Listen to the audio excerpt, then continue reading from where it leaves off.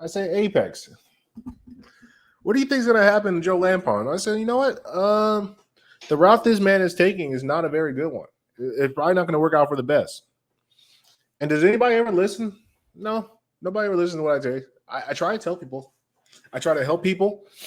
I try to put kids on the right track. And everybody tells me, look at Joe Lampton, man. He has a green car, clown shoes, and these random bitches that have plastic faces. They come to his house.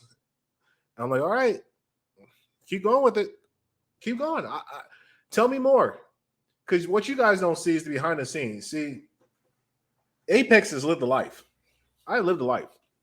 Unlike most of these people who hide behind an internet screen,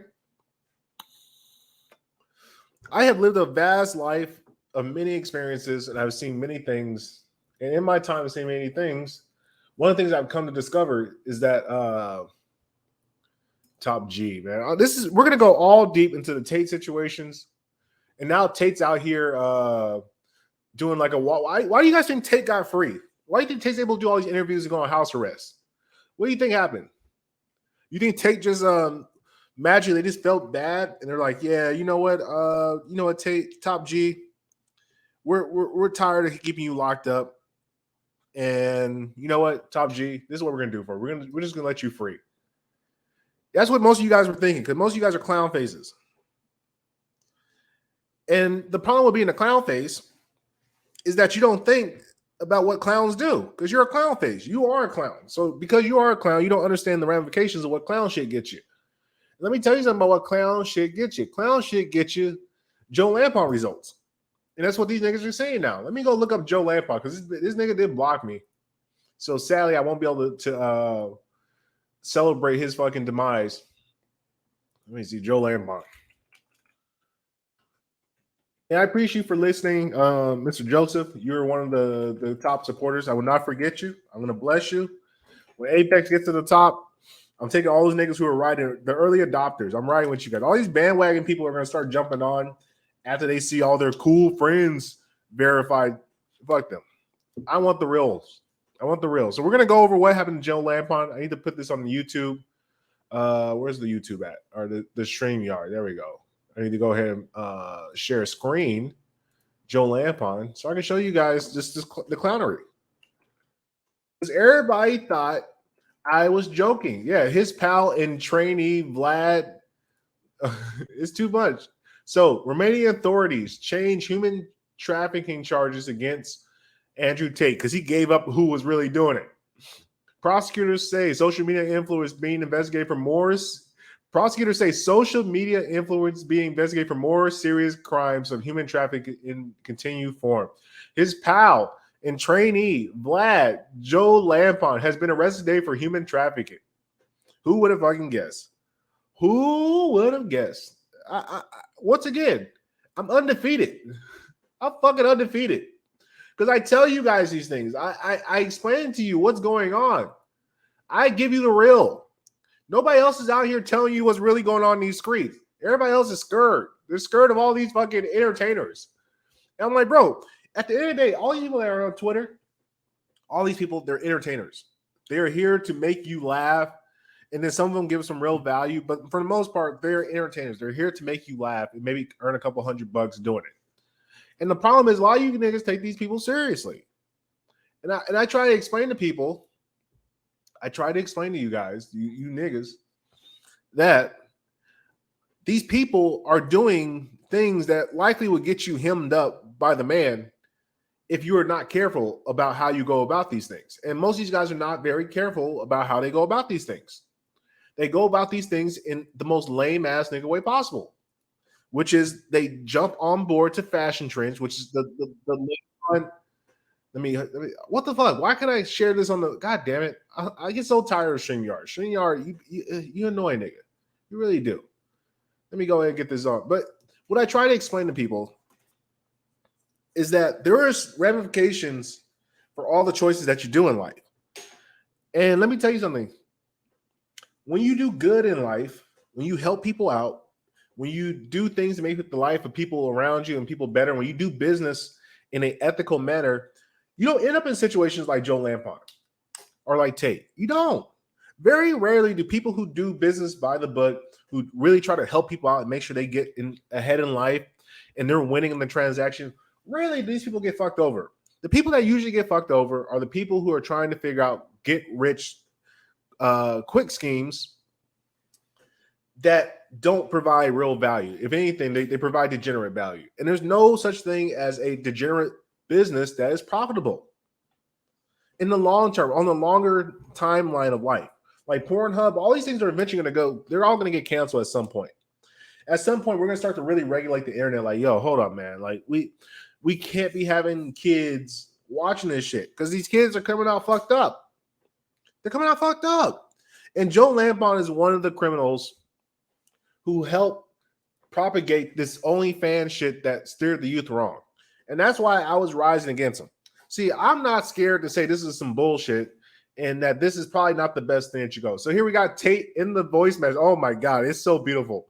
And like the funny thing is, I saw all this shit collapsing maybe 3 or 5 months ago, probably longer than that.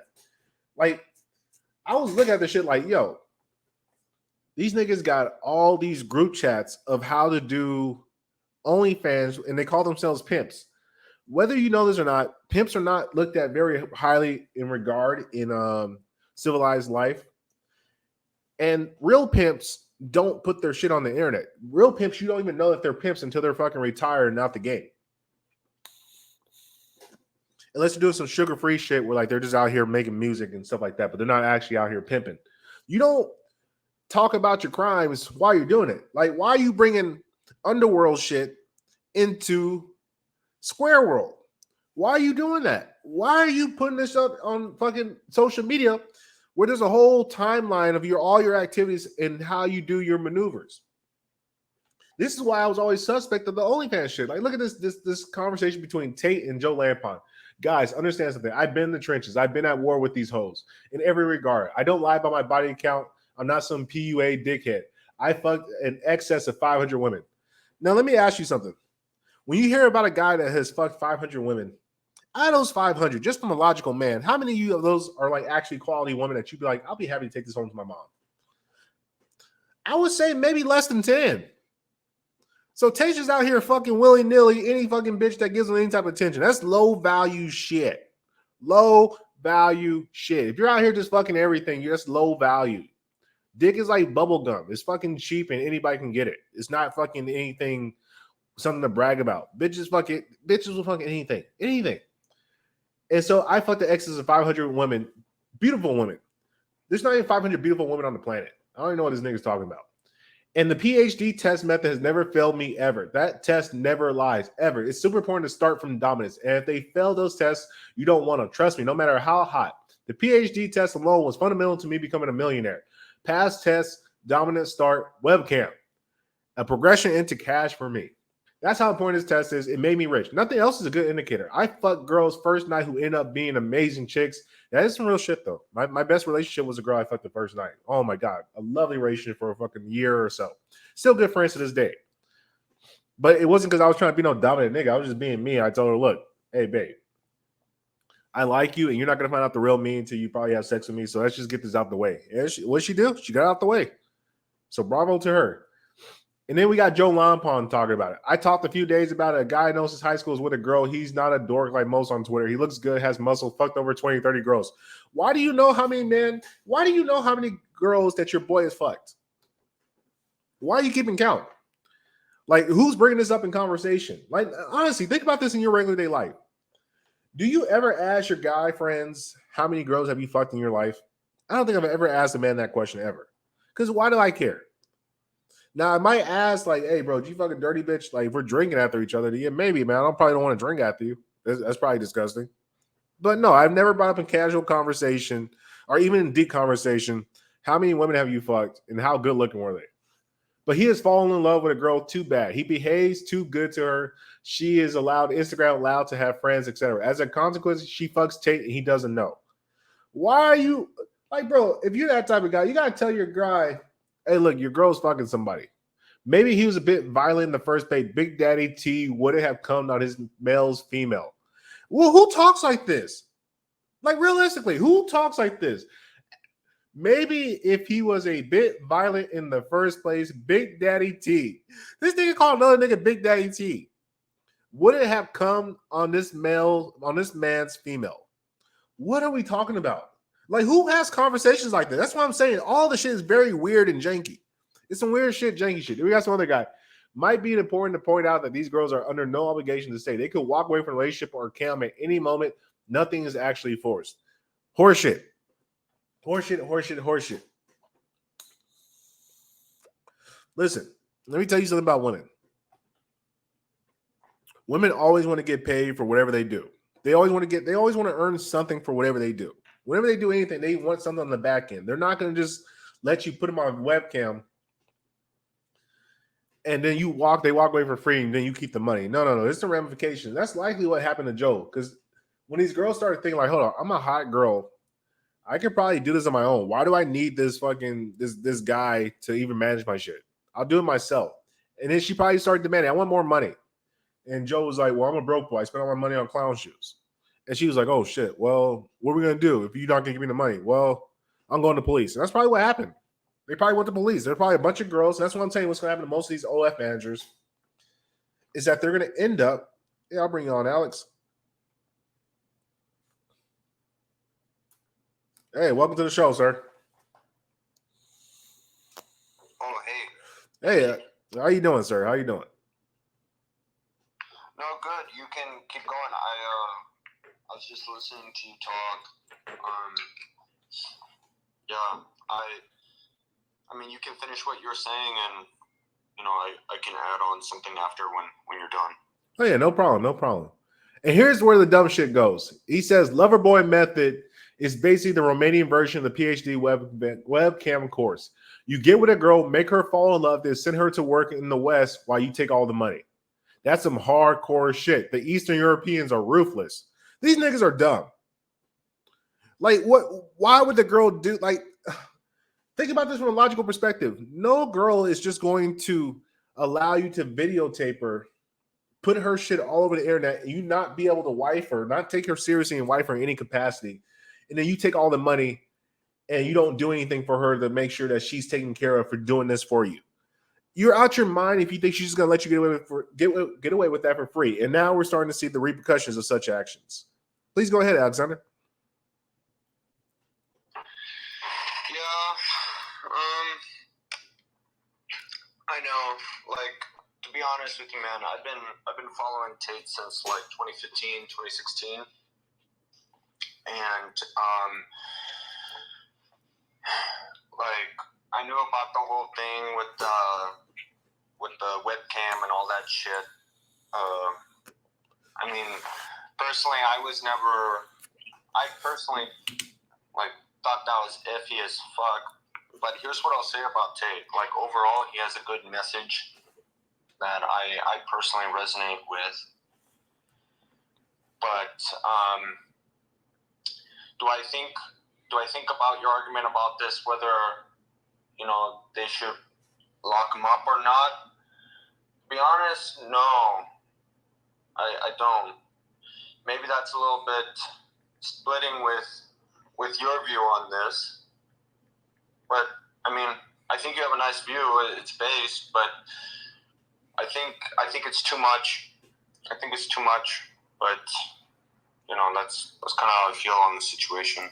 Well, here's the situation with Tate. He's not wrong in the message. I have no problem with the message, which is grow up, be strong, get rich, have a great family, all that shit. But the problem is you're not living it. And see, that's the fucking issue I have.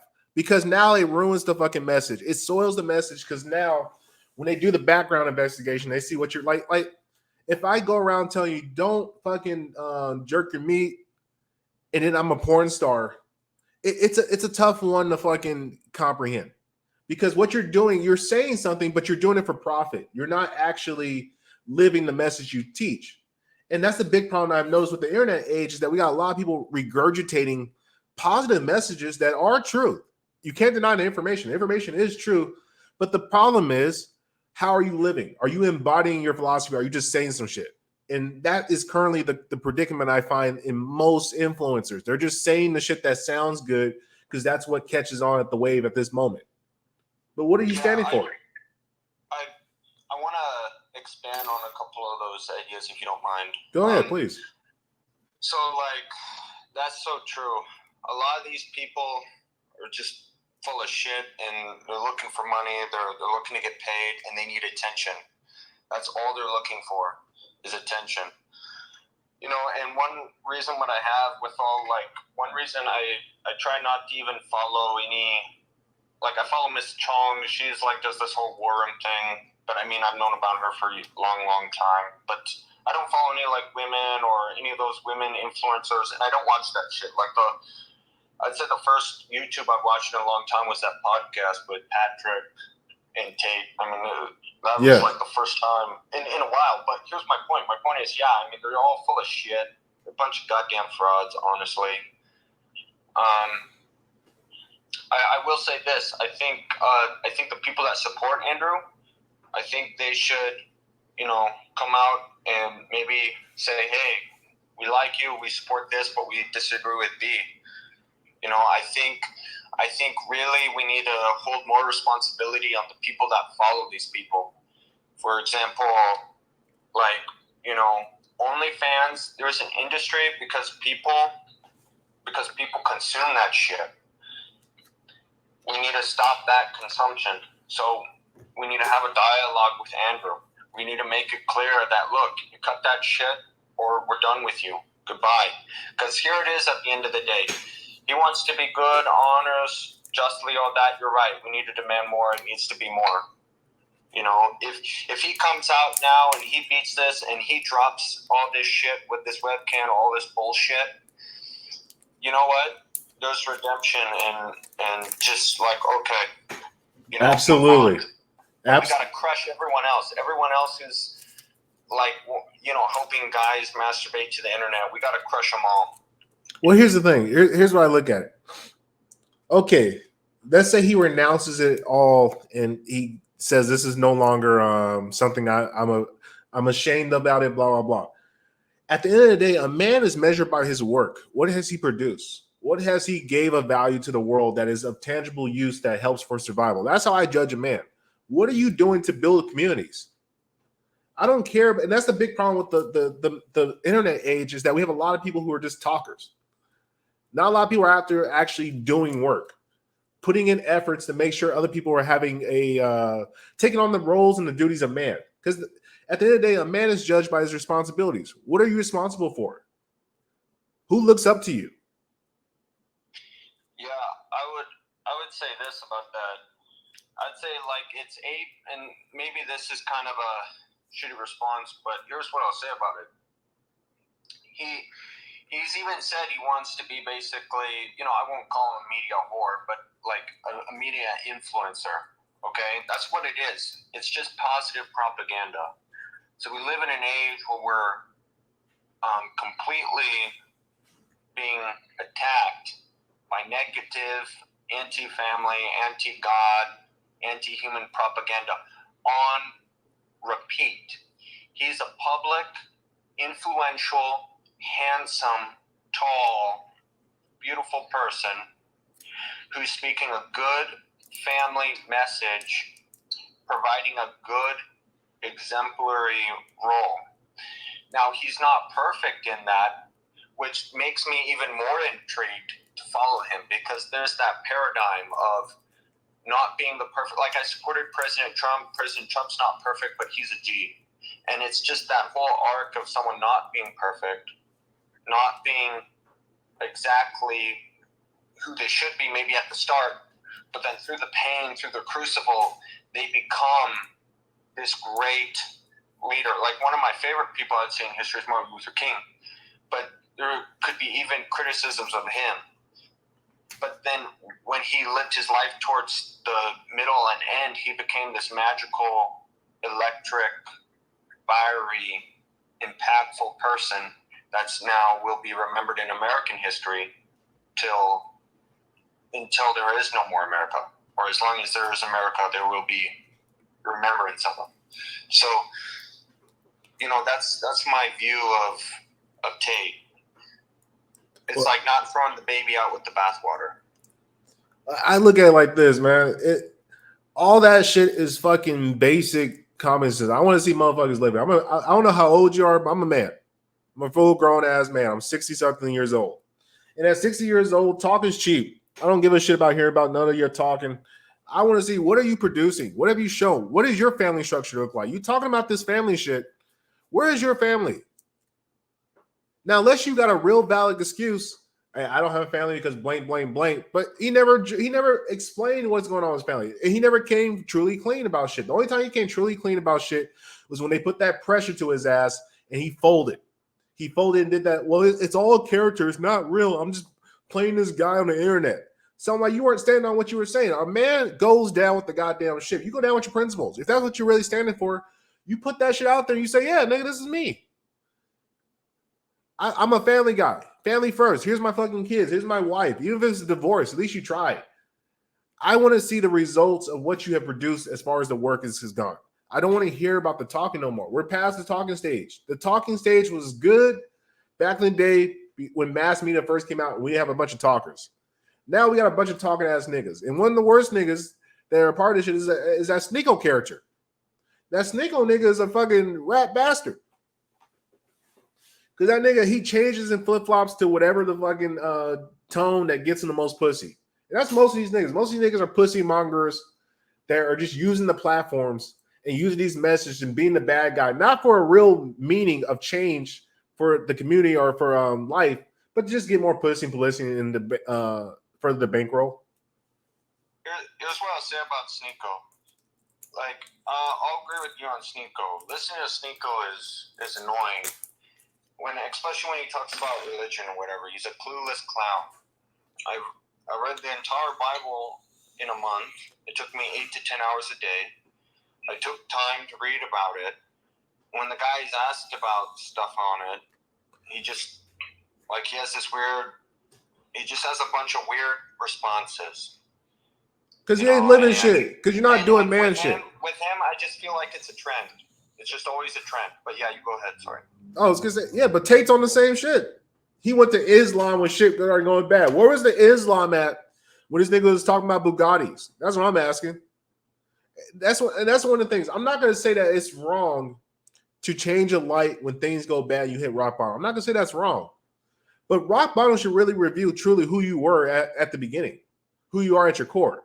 Like me, even this shit got as horrible as it could get from me, man. I've seen death 1,000 times. And at the same thing, I still have the same mindset. Fuck everybody. I'm principled. Just the way I'm moving out here. And when I looked at Tate and I saw it 2 times, the man cowered twice. When the pressure came on him with the media, when they started banning him from TikTok, they took his Gmail and all this other shit, he bowed down. And I'm not saying it's a problem to bow down. It's not a problem to bow down. But that better be your fucking strategy from the beginning. You should demonstrate that character. When it was all gravy and it was all good, he had no problem going up against bitches. He had no problem making people look stupid. It wasn't until they put that pressure on him, then he started to fold. Which, once again, I'm not saying that's a problem because most men will fold. I don't know. Maybe I might fold in that situation. I will hope to think I don't. But that's when your work in the community comes in. Because I look at a man like Charleston White, totally different circumstance. He got canceled. And look, here's the thing. They've been trying to cancel Charleston White. They can't cancel the man. Because you know why? He built his life through the community. He served his community. He's untouchable in his fucking city because of what he's done for the people in that city. What has Tate done for the people in his city? Can I walk up to a child and say, hey, man, what has Mr. Tate done for you?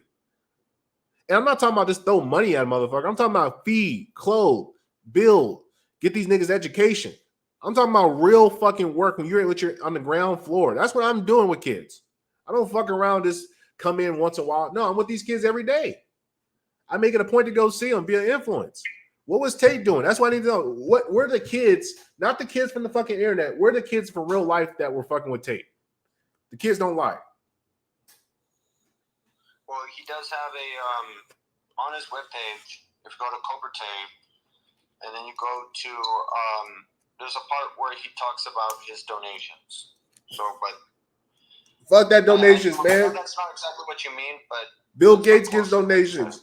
Fuck the donations. What are you doing on the ground? Because once you have a certain amount of money, at that point, it don't mean a goddamn thing. It don't mean anything because you already beat the game. So you just throwing money at something could be a tax write-off, goodwill, any type of bullshit. And I'm not saying that people don't appreciate, but you know what the kids appreciate?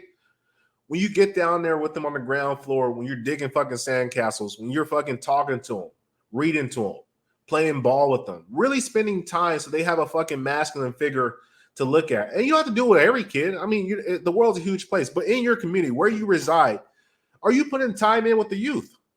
Do the youth, can you walk in, can you call out 5 kids and they'll say, oh man, I know that guy. He's really good. He's helpful with me. He helped me with my math homework. This guy played basketball with me. He was a cool summer camp counselor. Where are the kids at? The kids don't fucking lie. That's how I judge a man. What did the fucking kids tell you? How many lives have you changed? And not from inspiration. I'm talking about real tangible things where they can look at it and say, hey, look, I spent a year with fucking Tate and we were working. He got me better at reading. He got me on the right track. He gave me an opportunity to do something in life. Where are those people? That's what I need to understand. Because all I see is a bunch of war room niggas who are locked up in the fucking Tate cult with that fucking magician putting that voodoo on niggas. That's all I see. Actually, we got to bring that up. I think I follow that guy. Yeah, where'd they get a wizard from? Where did they find a fucking wizard? But here's the thing I'm just saying. It's a larger point to most of just society. Tate is just a small microcosm. There's a bigger thing at play, which is guys who are politicking and fuck niggering in order to make themselves look as if they matter to more people than they do. You can give a man $1. It doesn't mean anything, man. Like, kids don't even understand money. When I say understand money, I mean, are you walking up to the kid like, hey, little kid, are you hungry? Yeah. Well, hey, here take $100. Find out what they need. Spend some time with the motherfuckers. That's how you change. That's how you change the community.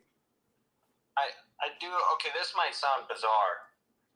I don't believe this, but it is an angle. You know how Tate's Muslim, which is fine, and Tristan is Christian. Yeah. And I don't know, they have some other one who would be a Jew or whatever, and he talks about multiple paths to God, etc. We are nearing the end times. I believe as just a Christian, and there is the Abraham Project where they're trying to unite the top 3 religions. Wait, one second. With the end time thing, I always get very confused by that because technically, isn't every day that we move forward getting closer to the end time? Like, that is a redundant statement. Well, what my only point is maybe you're right. Maybe I haven't thought about it, but my point is what I mean by end times. I mean, like the seals of Revelation are getting unsealed. We're moving closer to where the Antichrist is gonna become. I think either world president. Wait, I gotta stop you 1 second. You're still saying the same thing though, sir. Because if there's an end time, so let's say the end time is in 1,000 years. Every year we move forward, we're getting closer to end times. So every year should be progressively worse. Like, that's a self-fulfilling prophecy. And then how would you know you're not going to the end times? Like, how would you know that the poles are reversing? What if times were worse? Like, because I didn't exist back in the 20s, the 10s, the fucking 1800s. So how do I know times weren't worse and times are actually getting better today? Okay, well, I guess I'll just refine my words. I'll say the fulfillment of biblical prophecy in the Christian Bible. The fulfillment of the book of Revelation in the Christian Bible. Okay, I mean, I guess. I don't know. And my point is this. Here's my conspiracy theory. It's basically what it is there needs to be a global currency, a global religion, and a global government. Okay? And, and I don't believe this, and I'm not purporting this, and I'm not tweeting this about Mr. Tate. Okay? And I don't think he's that connected to the cabal, and he's doing this whole extravagant thing, so then he gets credibility, so then he's what we call a fake resistance, so then people follow him and believe him. Here's what I'm trying to say. Well, I mean, maybe in this conspiracy theory he is that, but the point is this. The point is that we need forces to push a one world religion. We need forces. And, Wait, we need forces to push a one world religion. Why do we need a world? Don't need it. What I'm saying is there will be forces that push that. Yeah, but what's the benefit of one world religion? I don't see any benefit to that. The point is that the Antichrist is going to use that. Like the Antichrist, when the Antichrist comes back, he's basically going to obliterate about 3 to 4 billion people. Wait. Why can't it be like the anti-Zeus, nigga? Why you gotta be Antichrist? Why does Christ get the benefit of the doubt? Why can't it be like the anti I don't know, Hindu nigga? What's some Koresh? I use the term Antichrist because I believe in Christ, and I use the terms from the Bible. Well, then we have a problem with the conversation off the jump because I don't have that same belief. So we're talking two different languages. I'm not asking you to believe me. I'm just giving you a theory. Yeah, but I don't understand the theory. Okay, like let me explain like this. Let's say I live on Mars, and I'm telling you about Mars theory, and you live on Earth, and you're like, what the fuck? What does that got to do with me? I live on Earth. Well, there's things that are going to happen because of Mars and blah, blah, blah. You're like, what the fuck? I'm confused. That's the same way I'm feeling right now. Okay. I can understand that. Yeah, I'm not trying to be offensive. I'm just saying from a logical standpoint, because I have to make it, what's the word? Logical to the audience, to people who are listening out there in the interwebs, because they might be confused, because I'm slightly confused. Okay, I'll use terms that I feel like everyone can empathize with. Really bad person's going to come back, trick a bunch of people to believe one thing, and then murder a bunch of people. Soon, next 5 to 10 years. Yeah, that's happening now, nigga. That's humanity. That's how humanity's always worked. I guess so, but maybe worse than normal.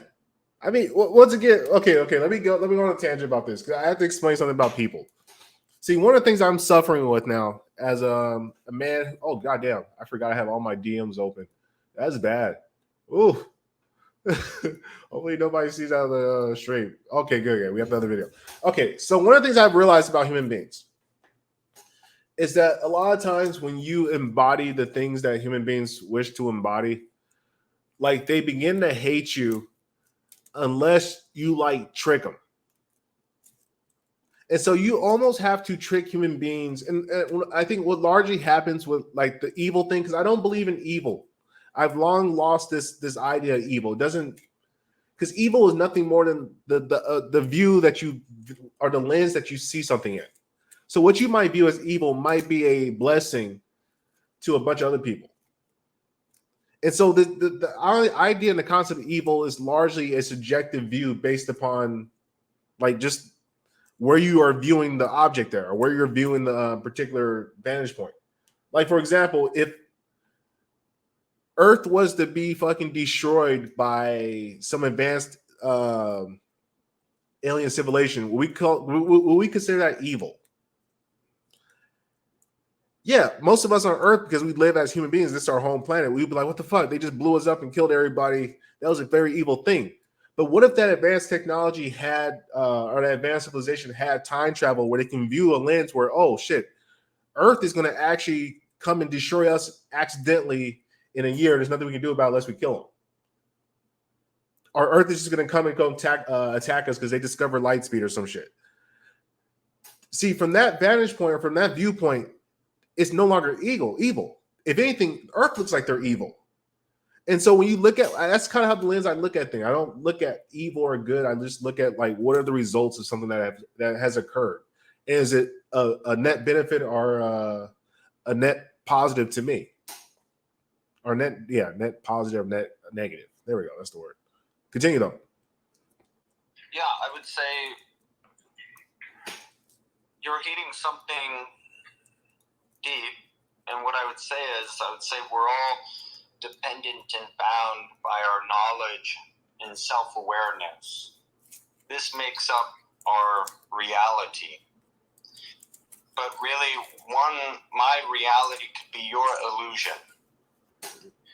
So, for example, you could be helping someone in a war and helping them and taking care of them and putting their bandages on, but then they draw a knife to try to murder you for no reason. And then you kill them and you defend yourself and you go on and you wonder why. Well, maybe because, like what you said, it was a war between nations, not between people. So you're struggling with all these things and you're searching for knowledge, truth, and understanding, which is respectable. I would say keep going and thinking. I think it's very interesting. Yeah, that's one response. It's all good, man. I will say this to end it off. I will say evil is real. I've seen evil. Well, I mean, I've seen things that are evil, but then when I look at it from a different vantage point, it's not. Maybe the other person was the evil thing. So I mean, it's like, once again, it's all perspective, information, and what you know. I can't make a judgment call. It's like I wish, and once upon a time I did have this belief, but maybe maybe the last year or so, I just look at human beings and what they do. I don't know. I look at it from like their vantage point. Why do they feel this way? What's going on in their life? What do I represent in their life as like an obstacle or maybe a thing that could help them, a problem? Like, you got to look at people, because one of the things that it's very difficult as a human being, because just the natural self-preservation of man, the way that we operate, is like you look at everything from what benefits you. And it's very difficult to take yourself out of that lens and put yourself in another person's shoes and be like, okay, well, this person's life is like this, and then I got this going, blah, blah, blah, blah, blah, blah, blah, blah. Maybe they're a little bit like jealous, like, man, I wish I could be like that person. And this is like I don't know. But it's, people have like, you really have to think as another human being. It's a very difficult thing to acquire as a person. And I think one of the only ways you can truly kind of understand it is through competition. That's the only way you can truly kind of understand this, that dynamic of man, the psychology of it. Well, I have 2 points, and I don't know if you'll find value in them, but they're points all the same. Oh, let it go, let it rip. From Satan's vantage point, you know, everything that is opposite of Christ's vantage point is good. So everything that is the exact opposite is good. And then from Christ's vantage point, his way is pure and good. And anything that strays from that is evil.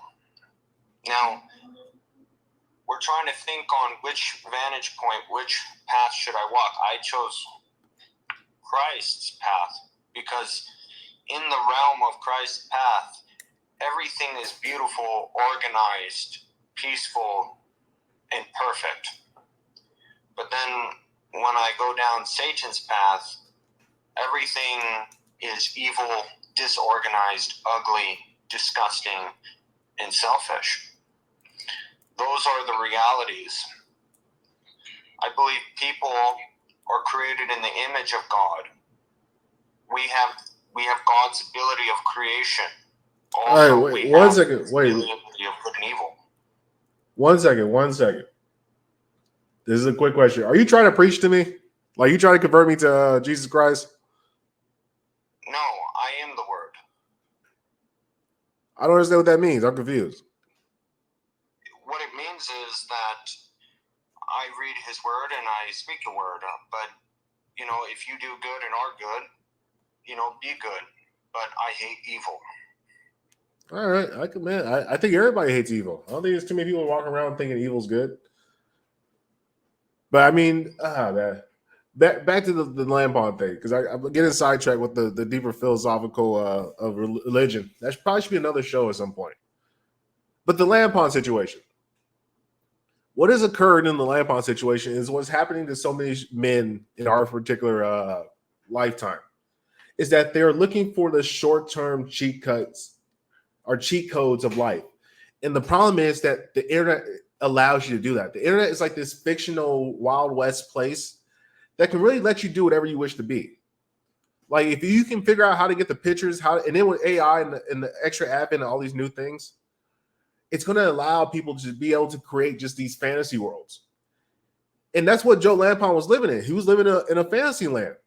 Like in no rational mind, if you take anybody who's rational, they think about their options and choices, at no point in time would it ever have made sense to call yourself a pimp, put naked chicks online, and then make courses about how you can coerce girls to come to your place, put them on a webcam under the guise of love. That's a terrible. If I tell you this without any context of the internet or any of the webcam stuff, if I told you this as a human being and said, this is going to be our business plan and this is how we're going to make a living as human beings, you would say, no, I'm out. No, I'm good. That seems like a terrible idea. Why would I ever do that? Nobody does that. And see, we have acquired this wild west of the internet, which allow people to pretty much live out fantasy. There's a lot of losers out there in the world. And when I say losers, as far as humanity is concerned, a loser to me is somebody who thinks they have won at life. That's a loser to me because there is no winning. One of the things about life is that you're going to lose most of the time until you start to win. And it's through those losses that you acquire the ability to start to learn how to win and develop the character to deal with winning.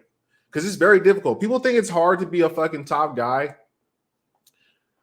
when you're a loser. No, it's harder to stay a top guy. It's hard to keep yourself in shape. It's hard to work out. It's hard to fucking keep making money when you have a bunch of money. It's hard to keep helping people when you already helped a bunch of people. That's when you fall off.